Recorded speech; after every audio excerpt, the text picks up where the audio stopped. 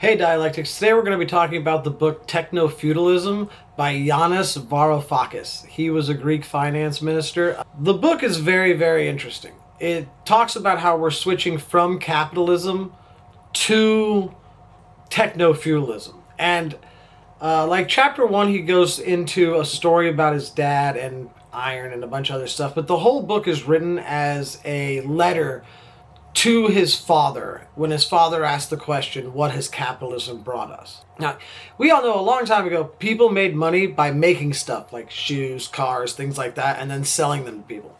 But then these big companies started making money in different ways. Things like banks, stocks, advertising. These things don't create actual products. So it's not even capitalism there. But eventually, the way people made money changed so much that they weren't even selling stuff at all. They were using computers to make money off of information. Chapter 2 goes into the change of capitalism over time. And then in chapter 3, he talks about cloud capital. Cloud capital is the means people make money now from the internet and your data. What you click on, what you watch, what your online habits are. Even your porn preferences are tracked so that they know everything about you. Big websites like YouTube, Amazon, TikTok aren't just for fun. They're like little castles where you do the work and they collect the gold. Even when you're just watching videos, you're helping them make money.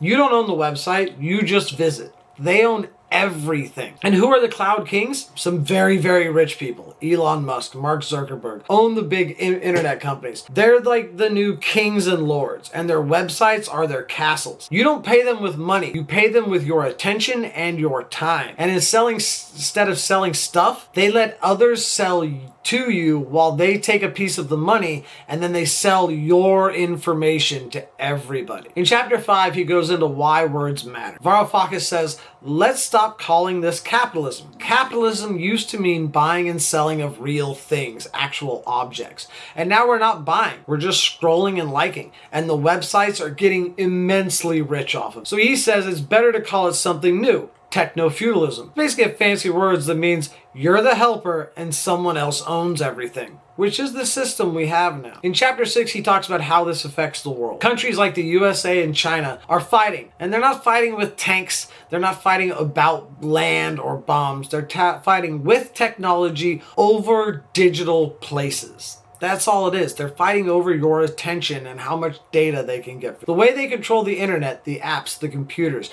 because that's where the power is now. Even places like Ukraine are involved. Not because of the land, but because of who controls the tech. It's like a new kind of war where people fight over who owns the biggest computers in the world. And you, the entire time, are paying rent, either directly with money or with your attention and your time. And how can we make it better? That's his whole chapter 7. The author talks about how we can fix things by making technology more fair and shared. Having publicly owned websites and platforms, and publicly owned actual land that's not just owned by billionaires. Places that people could meet up and have third spaces without having to pay money to go there. Because if you think about it in today's world, there's not a lot of places you can even go and meet up without spending money, because they're taking rent from you for everything. It's like building a community playground instead of just letting one rich kid own the swing set. The big idea behind this book is this just isn't an old way of making money. It's an entirely new system. People aren't customers anymore. You are the product.